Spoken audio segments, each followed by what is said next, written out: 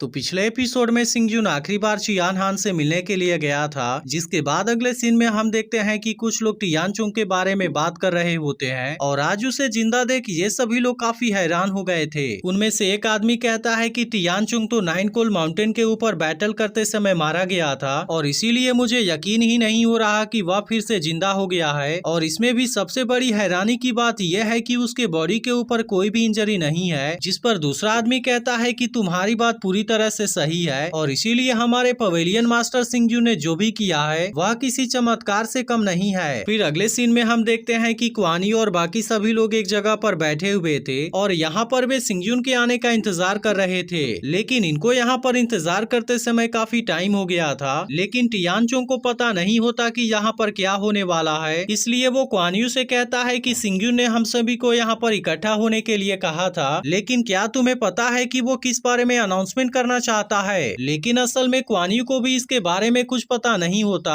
और इसीलिए वो टियानचोंग को इसके बारे में कुछ भी नहीं बता पाती। लेकिन तभी इसी वक्त सिंगजुन भी यहाँ पर आ जाता है और वो सबसे पहले इनको यहाँ पर वेट करने के लिए थैंक यू कहता है। इसके बाद हम देखते हैं कि सिंगजुन भी अपने जगह पर आकर बैठ गया था, लेकिन इसके बाद वो यहाँ पर आए हुए सभी लोगों को देखने लगता है, जिसके दौरान हम देखते हैं कि वो किसी बात से बहुत ज्यादा परेशान हो गया था। और इसके बाद वो इनसे पूछता है कि बाइली कुआन सिंह तो यहाँ पर नजर नहीं आ रहा और आखिर इसके पीछे की वजह क्या है। तब इस पर कुआन यू इसे बताती है कि बाइली कुआन सिंह ने खुद यहाँ पर आने से मना कर दिया, क्योंकि उसने तो खुद को बहुत पहले से ही अकेला कर लिया है। तभी किंचेंग उससे कहने लगती है कि जब से 9 कोल माउंटेन के ऊपर बैटल हुआ था, बाइली कुआन सिंह ने कल्टीवेशन प्रैक्टिस करने के लिए खुद को अकेला कर लिया है और इसके अलावा आज उसने तो यहाँ पर आने से भी मना कर दिया। इसलिए कहीं ऐसा हो सकता है कि वो अपने कल्टीवेशन लेवल को ब्रेक थ्रू करने वाला हो, जिसके वजह से वो यहाँ पर नहीं आ पाया। यह सुनकर सिंगजुन इनसे कहता है कि बाइली कुआन सिंह किसी वजह से यहाँ पर नहीं आ पाया होगा, जिसके वजह से हमें इसके लिए फोर्स नहीं करना चाहिए और इसीलिए अब यहाँ पर जो भी अनाउंसमेंट होने वाला है तुम सभी बाद में उसके पास जाकर इसके बारे में बता देना।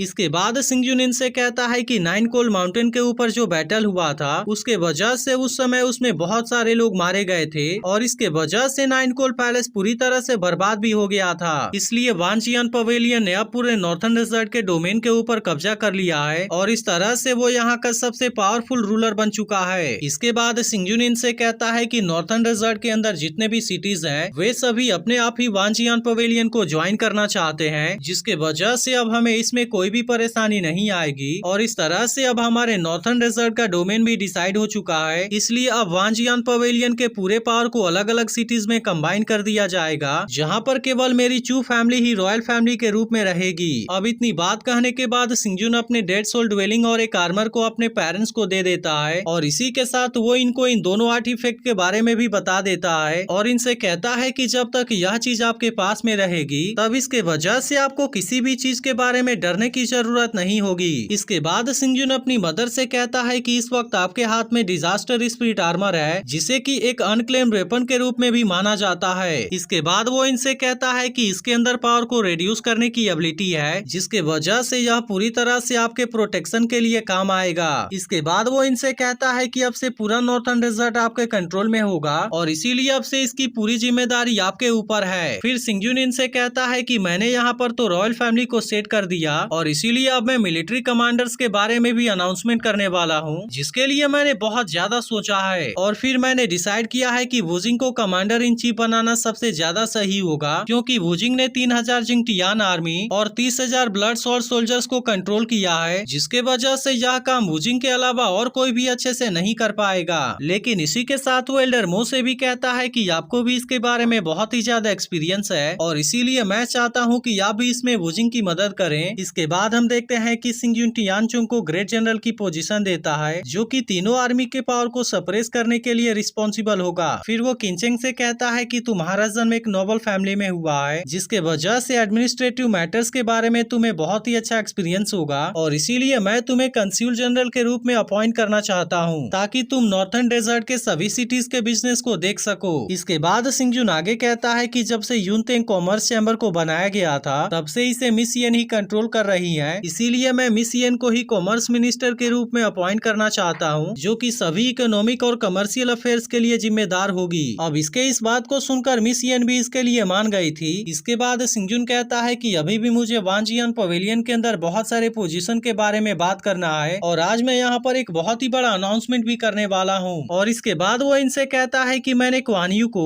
वांजियान पवेलियन का पवेलियन मास्टर बनाने का डिसाइड किया है। अब इसके बारे में सुनते ही सभी लोग पूरी तरह से हैरान हो गए थे और किसी को इस बात के ऊपर यकीन नहीं हो रहा था। लेकिन अब इस बात को सुनते ही क्वान यू के चेहरे पर एक बड़ी सी मुस्कान आ गई थी, जिसके बाद सिंगजुन कहता है कि Kuan you Pheri star sect के मास्टर की वंशज है और इसके अलावा उसके पास में तो 9 टेल्ड फेरी फॉक्स की मार्शल स्पिरिट भी है, जिसके वजह से मुझे पूरा यकीन है कि वो आने वाले समय में मेरे जितना पावरफुल जरूर बनेगी। और इसके बाद वो इनसे कहता है कि तुम सभी ने तो इसके मैनेजमेंट स्किल को भी देख लिया होगा, क्योंकि क्वान यू इस काम के अंदर बहुत ही अच्छी है और इसीलिए अगर तुम सभी एक साथ में मिलकर काम करोगे तब इसके वजह से वांजियान पवेलियन बहुत ही अच्छे से चलता रहेगा। और इसके अलावा मैंने डिसाइड किया है कि बाली कुआन सिंह यहाँ का सीनियर एल्डर बनेगा, जिसकी पोजीशन पवेलियन मास्टर के अंडर में होगी। और इसके बाद वो अपने सभी सातों स्टूडेंट से कहता है कि तुम्हें हमारे सेक्टर के असली रूल सिस्टम को मेंटेन रखना होगा और इस तरह से तुम्हें वांजियान पवेलियन को मैनेज करने में क्वान यू की मदद करनी होगी। इसी के साथ वो इनसे कहता है कि मैं अपने पूरे लाइफ के स्वॉर्ड के नॉलेज को यहाँ पर छोड़ने वाला हूँ, जो कि वांजियान माउंटेन के गहरे स्वॉर्ड टॉम के अंदर है। इसलिए अगर तुम्हें अपने कल्टीवेशन के रास्ते में कोई भी बाधा दिखाई पड़े तब इसके लिए तुम वहाँ पर स्वॉर्ड टॉम के अंदर जा सकते हो, जिसके बाद इसके मदद से तुम ब्रेक थ्रू करने में कामयाब हो जाओगे। लेकिन वहीं दूसरी तरफ हम देखते हैं कि इसके ऐसे बातों को सुनकर चूहू काफी परेशान हो गया था और फिर वो सिंगजुन से पूछता है कि क्या आप नॉर्थर्न डेजर्ट के डोमेन को छोड़ने वाले हैं। अब इसके ऐसे सवाल को सुनते ही सभी लोग काफी परेशान हो गए थे, लेकिन इस पर सिंगजुन चूहू से कहता है कि तुम्हारी बात पूरी तरह से सही है, क्योंकि मैं नॉर्थर्न डेजर्ट डोमेन को बहुत ही जल्द छोड़ने वाला हूँ। लेकिन अब इसके बारे में सुनते ही क्वान यू बहुत ज्यादा परेशान हो गई थी और इसके बाद वो उससे पूछती है कि क्या यह सब केवल लियू शियान को खोजने के लिए है। जिसके बाद हम देखते हैं कि सिंगजुन इस बात के ऊपर हाँ में अपना सिर हिलाता है और अब इसके बारे में जानकर क्वान यू बहुत ही ज्यादा उदास हो गई थी। लेकिन वहीं दूसरी तरफ हम देखते हैं कि सिंगजुन की मदर इस बात के लिए उसे सपोर्ट कर रही थी और वो उससे कहती है कि अगर तुम लियू शियान को खोजने के लिए जा रहे हो तब उस कंडीशन में मैं तुम्हारे रास्ते में नहीं आना चाहती, लेकिन फिर भी यह ट्रू स्पिरिट कॉन्टिनेंट बहुत ज्यादा बड़ा है, जिसके वजह से अगर तुम अकेले ही लियू शियान को खोजने के लिए गए तब इसके लिए तुम्हें इसमें बहुत ज्यादा टाइम लग जाएगा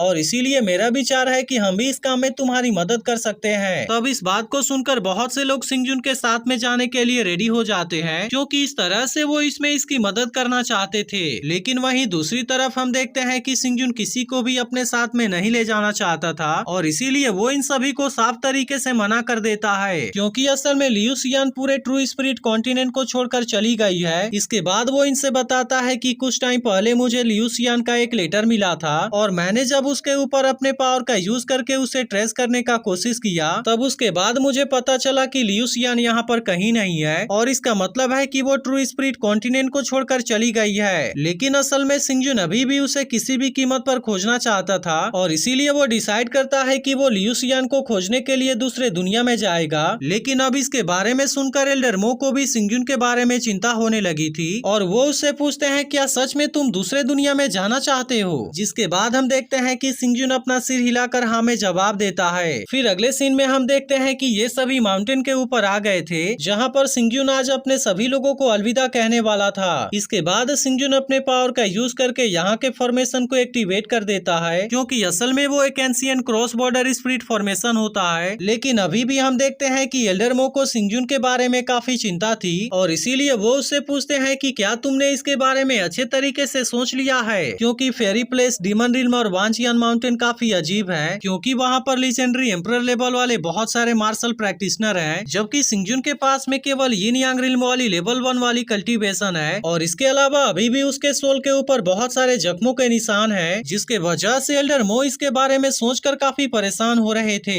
लेकिन अभी भी सिंगजुन इनके किसी भी बात को मानने के लिए रेडी नहीं था और फिर इनसे कहता है मैं भी जानता हूँ कि यह काम बहुत ही ज्यादा रिस्की है, लेकिन अगर मैंने लियू शियान को खोजने में थोड़ा सा भी देरी कर दिया तब इसके वजह से ऐसा हो सकता है कि लियू शियान किसी बहुत बड़े खतरे में फंस जाए, जबकि मैं किसी भी कंडीशन में उसे कुछ भी होते हुए नहीं देखना चाहता। इसके बाद वो इनसे कहता है कि शुरुआत में मैं भी चू फैमिली का एक निकम्मा हुआ करता था, लेकिन फिर भी धीरे धीरे मैंने पूरे नॉर्थर्न डेजर्ट को अपने कंट्रोल में कर लिया। इसीलिए मुझे यकीन है कि मैं जब नई दुनिया में जाऊंगा तो फिर इसी तरह से धीरे धीरे मैं वहाँ के सबसे टॉप पोजीशन के ऊपर चला जाऊंगा, जिसके बाद बाद मैं ल्यूसियान को बहुत ही आसानी से खोज पाऊंगा और उसके बाद उसे लेकर मैं अपने घर आ जाऊंगा। इसके बाद सिंजू ने यहाँ से जाने के लिए अपने पाइथन को बाहर निकाल लिया था, लेकिन इसी के साथ हम देखते हैं कि वो इन सभी के मदद के लिए धन्यवाद भी करता है, क्योंकि वो केवल इनके वजह से ही यहाँ पर पहुँच पाया है। और इसके बाद वो इनसे प्रॉमिस करता है कि हम फिर से जरूर मिलेंगे। और अब इतनी बात कहने के बाद वो यहाँ से टेलीपोर्ट हो जाता है, जिसके बाद हम देखते हैं कि उसके जाने से सभी लोग बहुत ही ज्यादा उदास हो गए थे। और वहीं दूसरी तरफ हम देखते हैं कि चियान हान भी इस बात से काफी उदास हो गई थी और फिर उसे याद करते हुए कहती है कि आखिरकार तुम केवल ल्यूसियान के लिए यहाँ पर सब कुछ छोड़कर चले गए। तभी इसी बीच हम देखते हैं कि बाइली कुवान सिंह भी दूर खड़ा होकर ये सारी चीजें देख रहा था, जिसके बाद वो कहता है कि नई दुनिया के अंदर मैं तुमसे जरूर मिलूंगा। और इसके बाद एपिसोड यहीं पर एंड हो जाता है। लेकिन अगर आपने इसके पिछले एपिसोड को मिस कर दिया हो तो लेफ्ट वाली वीडियो जरूर देख लेना, और अगर एक्सप्लेनेशन अच्छी लगी हो तो इसे लाइक और चैनल को सब्सक्राइब जरूर कर लेना।